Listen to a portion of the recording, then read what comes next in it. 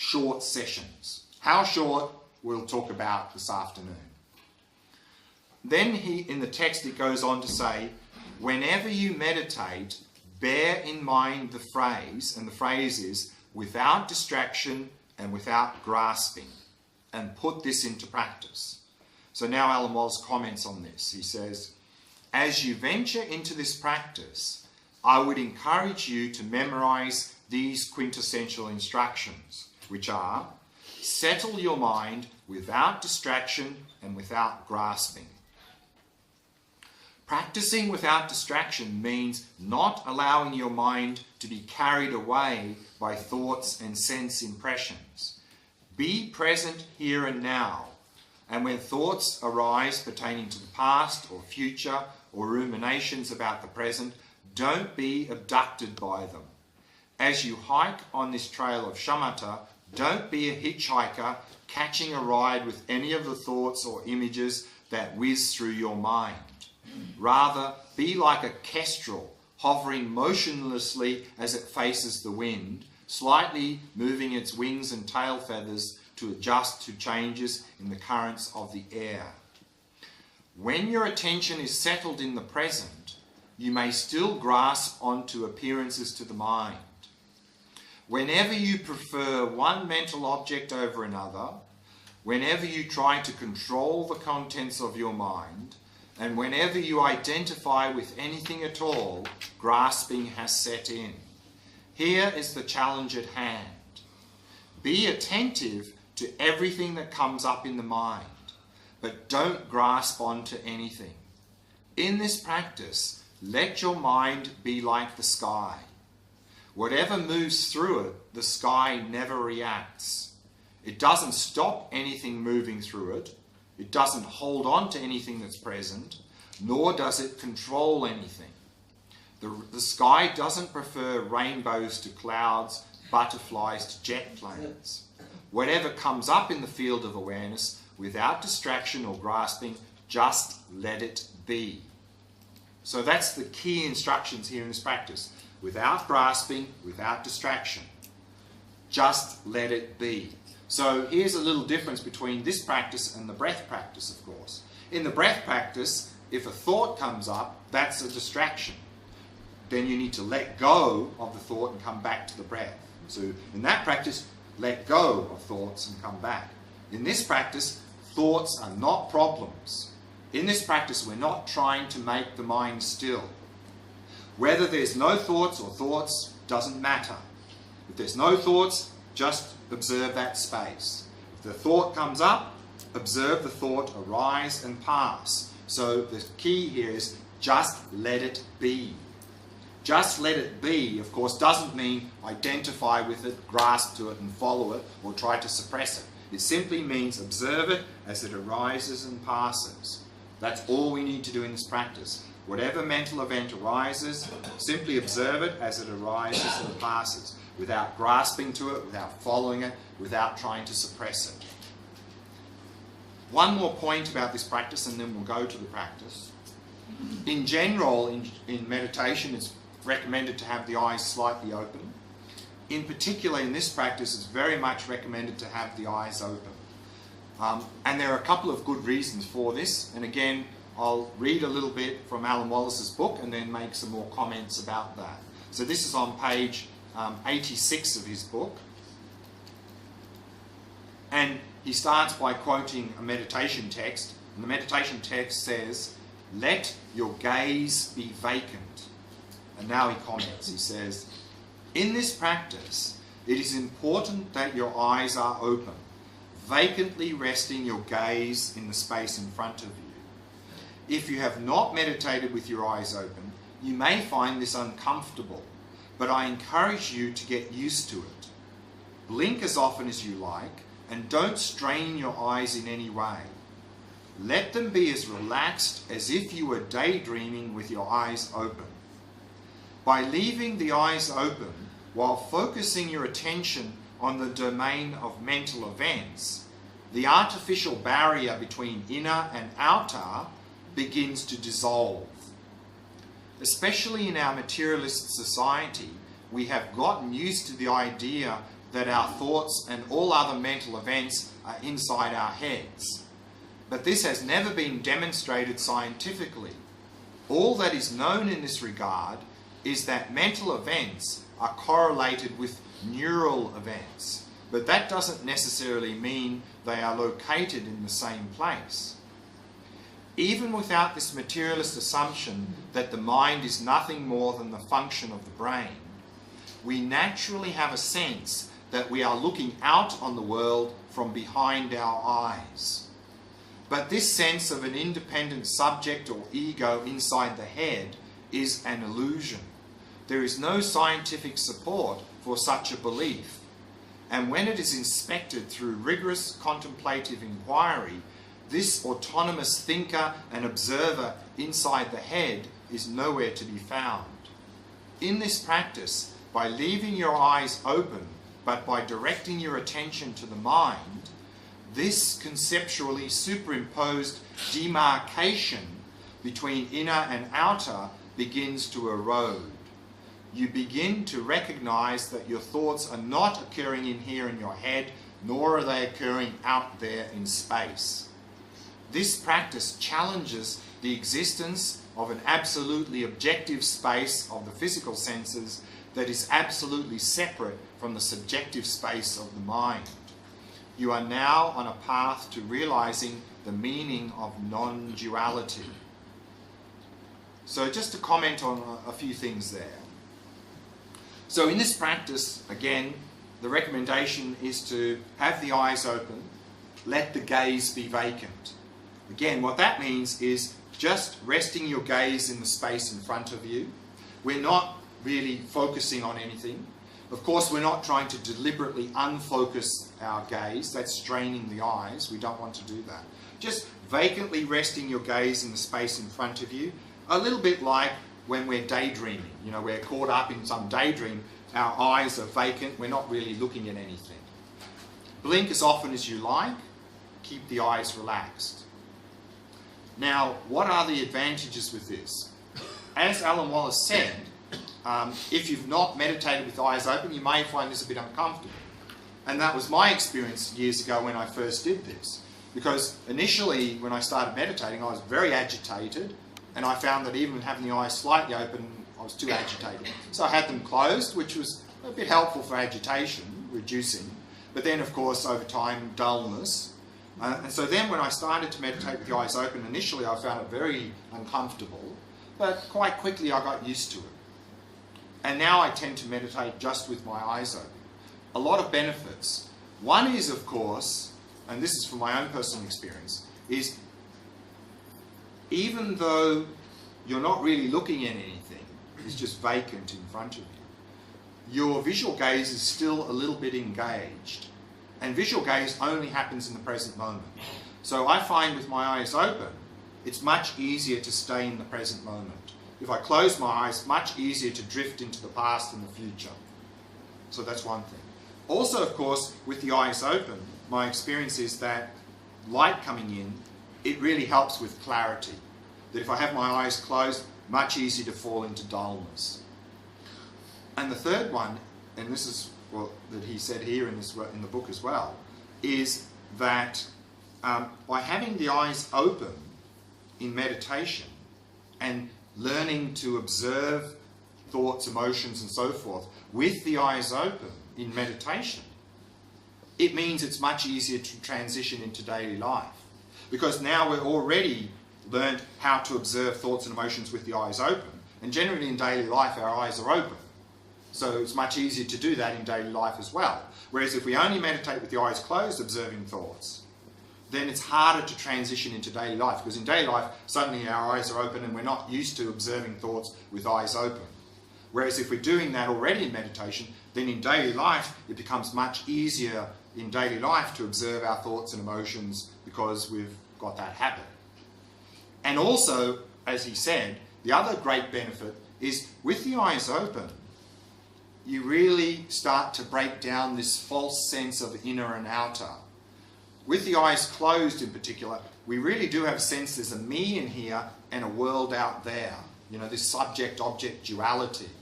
Whereas if you have the eyes open, then this sort of demarcation between inner and outer starts to crumble. So you'll find that through doing this practice, which is really just a shamatha practice, you may start to really get this intuitive experience about there is no subject-object duality. And so, of course, this is leading into Vipassana practice. So that helps us to move into the Vipassana practice to come to realize non-duality. So these are some of the benefits with having the eyes open. Any questions about the practice before we launch into the practice now? But if you're a beginner, yeah. Isn't it a problem that it might be more cause a distraction from looking in the mind? I mean, if the eyes are open, yeah, and you have an extra distraction from the senses. Right. So, good question. I was going to mention this later, but I'll answer it now. Of course, here we're not really in ideal conditions because maybe there's a number of people in front of you, and if you have your eyes open, they maybe start moving and so forth, and then you'll get, you know, as you said, get distracted. But of course, at home, when we're doing this, we can control that a bit. So therefore, what I recommend is when we're doing this at home is, one, don't have anything in front of you that is moving, you know, flickering candle, anything like that will just pull your attention. So no movement. Also, what you can do to stop pulling the attention is have something very plain, like Zen, the Zen approach, blank wall. So if you have a blank wall in front of you, there's nothing to pull your attention at home. Also, what you can do, and this is what I like to do, is adjust the lighting. I like quite dim. So if it's quite dim, even less to pull your attention. And you can even go further than that. And I started to use this in the last retreat I did with Alan Wallace, actually, is there's these things called mindfold. It's like a blindfold, but for meditators. So it's like cushioned, but you put it on and it's completely black. Completely black. So then you can have your eyes open, but it's completely black.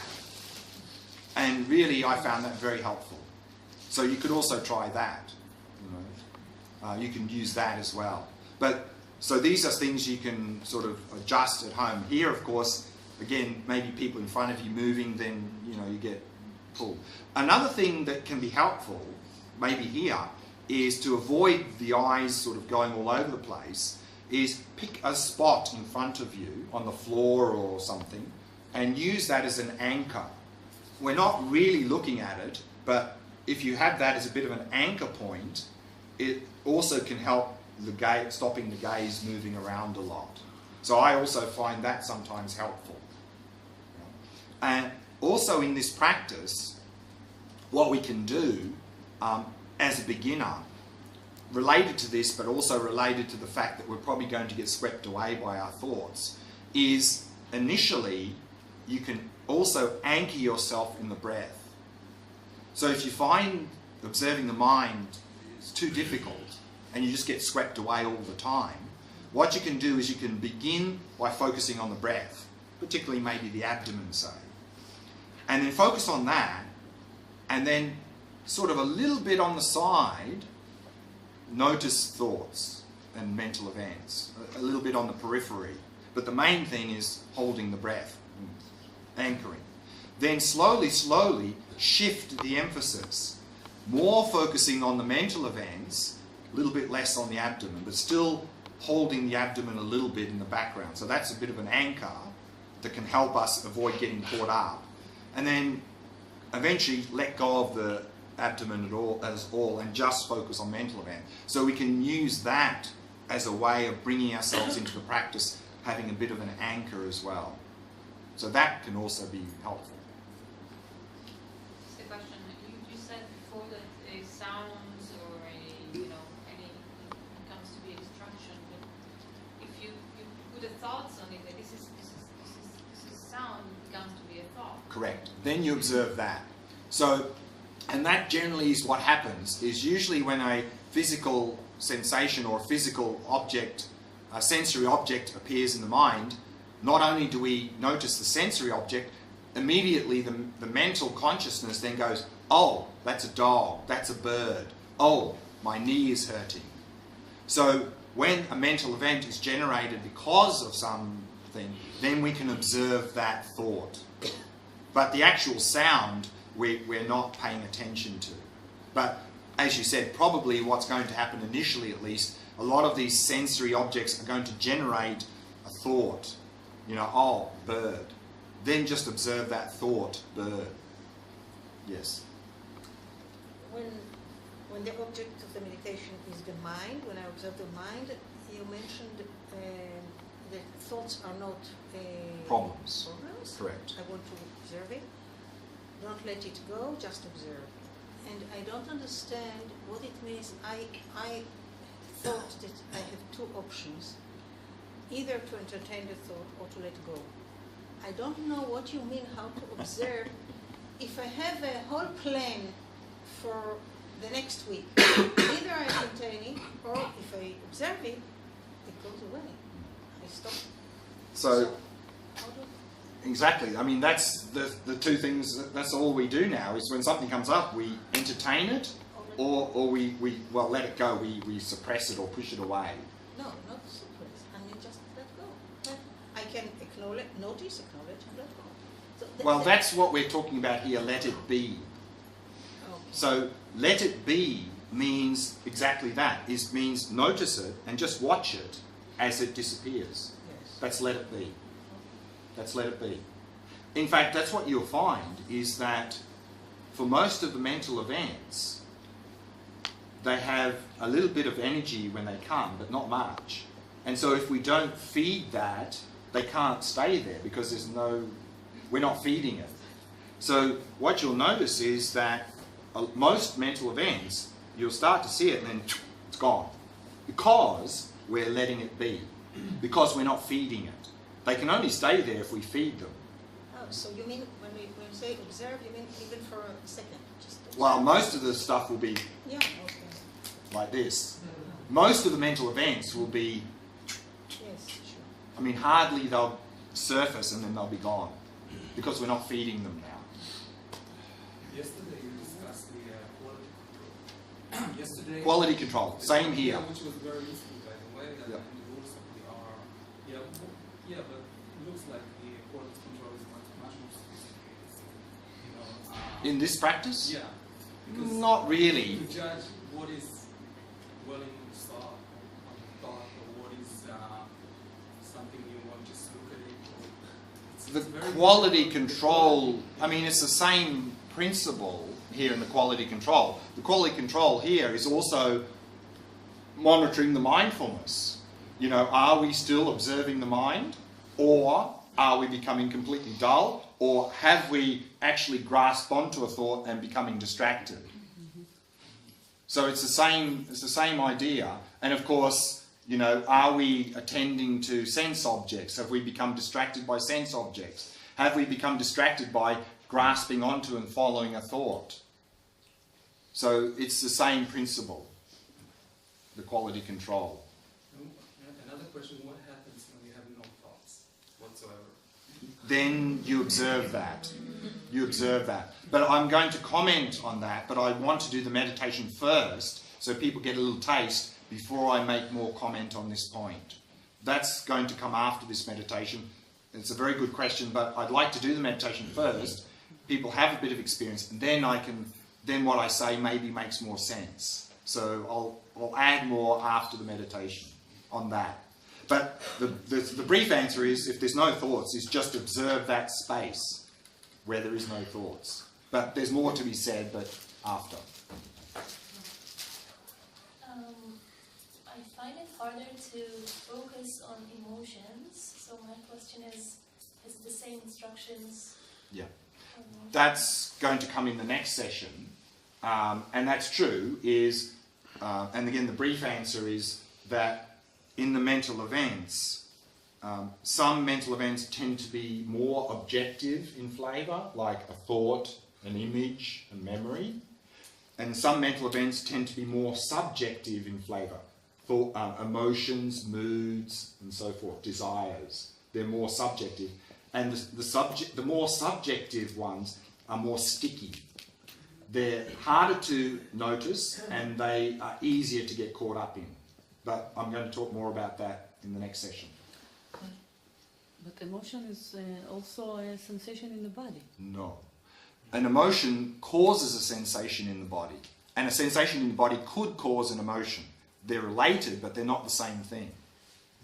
So it's true. Usually every time we have some sort of emotion, corresponding to that, there is some sort of sensation in the body, but they're not the same thing. So we're not observing the sensation in the body. We're observing the emotion itself. The sensation in the body we just don't pay attention to. What's the difference between the second and the third object? Concentration. I'm going to answer that later. The brief answer, the difference between this practice and the awareness, one difference, there are a number. One is, in the awareness, we're not paying attention to any mental events. There's more to it than that, but I'm going to explain that later. Wait, this is not awareness, or what? No, that's coming later. So what's This is called, Alan Wallace calls it settling the mind in its natural state. What we're saying is, this is a shamatha practice, observing the mind. Whereas awareness is often called shamatha with no object. But I'm going to explain that practice after lunch today. I wanted to ask about very strong mental events. For instance, I have talks to people, and it just goes on. And I practice Vipassana, and I found that when I look and see what's behind it, then I see, oh, that's what's behind it, and then it dissolves. But when I just try to watch it, it would just, go on and on and on talking. You know what I mean? Right, so... inquiry. Yeah. So that's, of course, when we inquire into thoughts, that is a Vipassana practice. Yeah. And that's a little bit the topic for 2 weeks' time, the retreat. Here, of course, when we're saying, and I'm going to talk more about that in the next session, when we talk about observing the thought, maybe I can bring it in now, actually, it sort of fits, is what's the difference between mindfully thinking about something or observing the thought itself? What's the difference? It's important, because otherwise, instead of observing the thought, we end up mindfully thinking about something. Yeah. That's not this practice. Okay. So let's say we're thinking about these flowers. Okay? Let's say I have a mental argument with a family member. Okay, you're having a thought about the family member. An Okay? argument. Right, an argument. Yeah. Okay, about a but the They're participating. right. Okay, so when we're mindfully looking at that, what is the object of engagement? What are we engaging in? Okay, so what you're saying... Isn't it the person or the argument? Isn't that our object of focus? Is the argument or the person? If we're doing this practice, what is the object of engagement? Okay, so I understand what you're saying. I think you're saying I need to notice, okay, I have now... A thought about an argument. I thought about the person. We're observing the thought, not the argument, not the person in this practice. Okay. So there's a big difference. Because when you're engaging in the argument, yes. you're already grasping. I find it very hard not to engage. Exactly. So That's exactly the thing. So when I Exactly. tried in Vipassana, just observing, pointless. I would just go into it again and again. Exactly. So I did inquiry. Sure. So therefore, with this practice, and that's what I said I think right at the beginning, is whenever something comes up, instinctively we have one of two reactions. Either we engage and follow, or we suppress. Yes. We've done that for our whole life. Yes. We need to reprogram ourselves. Okay. This takes time. But the more we do it, the more we will get into the ability of observing these mental events, and then we'll have some space from them. Together with this shamatha practice, yes, we can do Vipassana practice, which looks at underlying mechanisms for why these things arise, and look at that. That's also great. But if we do this as well, then even better. Okay, so what's the shamatha practice for this? What do I do in the shamatha practice for you see that as a thought, not you entertain the argument or the person. You're not engaging, you're not mindfully thinking about the argument. So just try and notice and not go in. Yeah. What can help here is, and this is what I was going to bring up next, but I'll bring it in now, is that when something like that comes up, like you said, it's very sticky. We get caught up in it straight away. What can help to give some space is give it a label.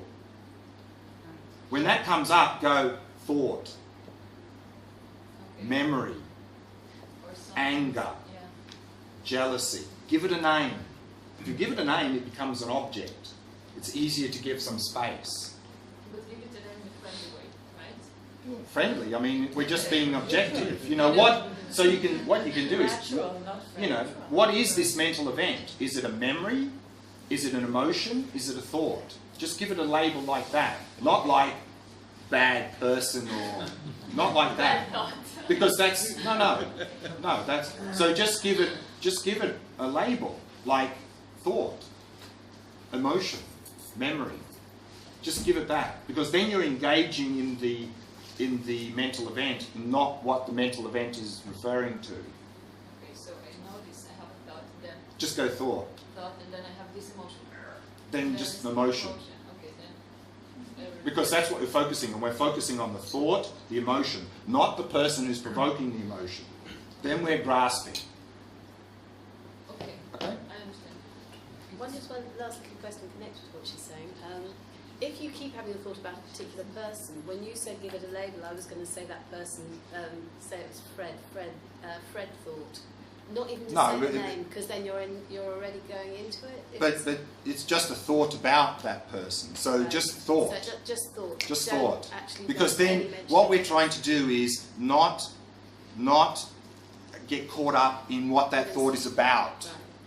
Then we're grasping. Yeah. Because instead of focusing on the thought, we're focusing on what that thought is about. Yes. That is grasping. Right. When we're caught up in what the thought is about, we've grabbed it, that Yeah. person. Yeah. Okay. What we're interested in is just observing the thought, which just happens to be about the person. Yeah. But it's the thought that we're observing, not the person. But then what's the difference between thought and... Cause everything's a memory. I mean, that thought was a memory about something. While a thought is something that arises in the present moment, Right. a memory is something we're recalling from the past. Some event that may or may not have happened in the past, we're recalling that. Right. Okay, so let's do the practice. So again, 20 minutes.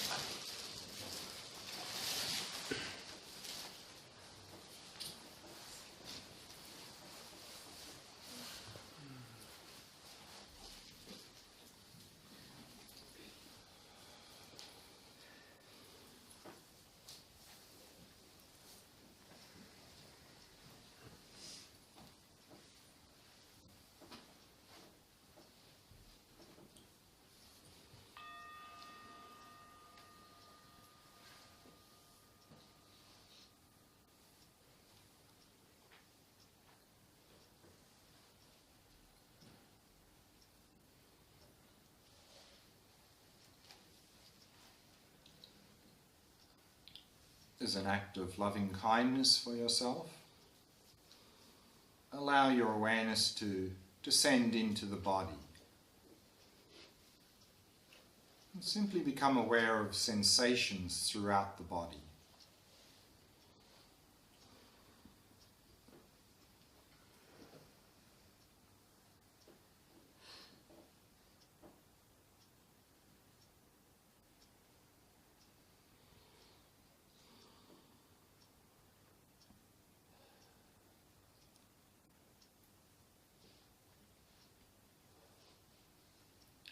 And using the out breath to relax and release any tightness or tension in any part of the body.